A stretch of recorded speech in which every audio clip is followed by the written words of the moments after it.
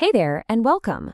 In a world that is just absolutely packed with information, knowing how to think is every bit as important as knowing what to think. So today, we're diving into a skill that's pretty much essential for navigating modern life: critical thinking. Think of this as your guide to building a smarter, more analytical mind. But let's kick things off with a pretty big question. Are you really in the driver's seat of your own mind? I know, it sounds a little intense, but think about it. With endless notifications, trending topics, and viral videos all fighting for your attention, it's fair to wonder how much of our thinking is genuinely our own. That feeling of maybe not being in control, a lot of it comes from this exact problem. It can seriously feel like we're drowning in information, just trying to find some sort of clarity in all the noise. So let's talk about how to find your footing in the middle of all this digital chaos. This is really the heart of the challenge, isn't it? We're not just dealing with a couple of newspapers or books anymore. We are constantly swimming in an information-rich environment. Every single click, every swipe, every refresh just brings a whole new wave of data, opinions, and arguments right to our screens. And this challenge, it breaks down into these key hurdles we all have to jump over. It's not just about the sheer volume of stuff. It's about the quality. Like, how do you know if a source is actually reliable? Can you spot the difference between a solid fact and just someone's persuasive opinion? And what do you do when two experts totally disagree with each other? These are the real-world puzzles we have to solve every single day. So when you're faced with this absolute flood of information, what can you actually do about it?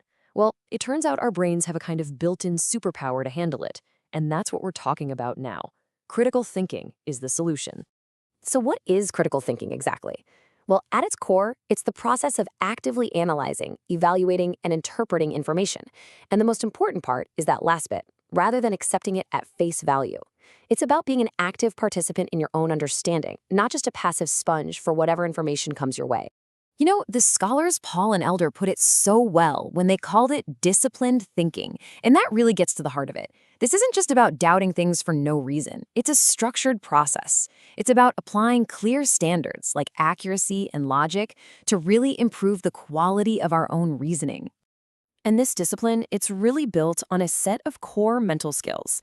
It's about being able to interpret what information is really saying, analyzing how an argument is put together, evaluating whether the evidence actually holds up, and then using logic to draw a conclusion that makes sense. These are, quite literally, the building blocks of a sharp, critical mind. Okay, so we know what it is. Now for the most important part. How do we actually do it?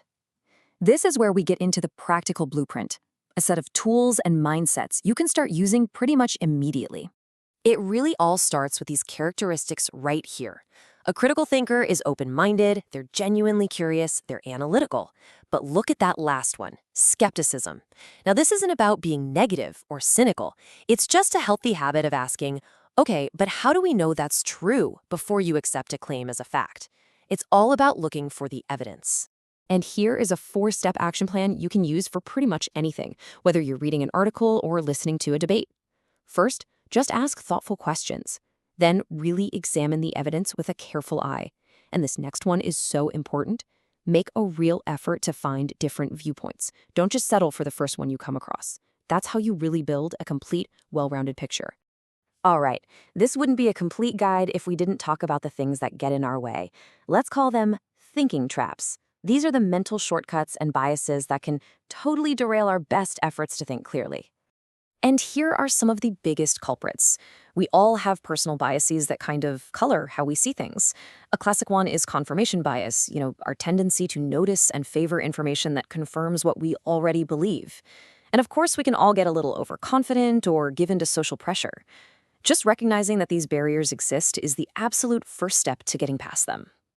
Let's just zoom in on a really common one: emotional reasoning. The difference here is subtle, but it is so powerful. It's the shift from saying, I feel like this is true, to saying, the evidence suggests this is true. One is based on a feeling that can change, while the other is grounded in facts. So the key is to always ask yourself, am I feeling this or am I thinking this? So after all that work, all the questioning, the analyzing, and avoiding those traps, what's the reward? What's the big payoff?